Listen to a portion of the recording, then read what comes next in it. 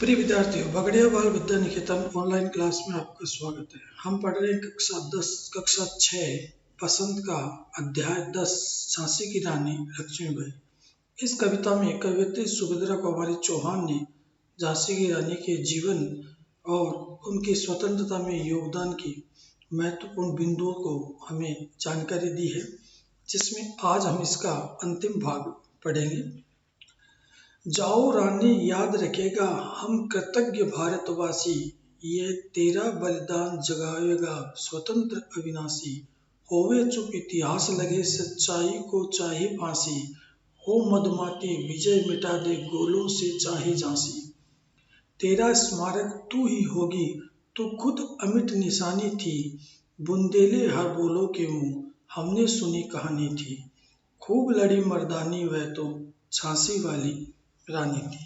कवयित्री कहती है कि हे रानी, तुम भले ही चली जाओ, लेकिन तुम्हारी इस बलिदान को, इस शहादत को हम कभी नहीं भूलेंगे। तुम्हारे इस उपकार को हम भारतीय कभी नहीं भूलेंगे। फिर चाहे इतिहास में तुम्हारा वर्णन न किया जाए या सच्चाई को फांसी क्यों न लगा दी जाए, अर्थात अंग्रेज सच बोलने वाले को फांसी ही क्यों न लगा दे, या फिर विजयी के नशे में चूर होकर तोपों के गोले दागकर तुम्हारी झांसी को मिटा ही दिया जाए। अंग्रेज चाहे कितना ही प्रयत्न क्यों न करे, हम भारतीयों के हृदय में तुम्हारा बलिदान सदैव जागृत रहेगा। तुम अपना स्मृति चिन्ह स्वयं ही हो, जिसे कभी भी मिटाया नहीं जा सकता।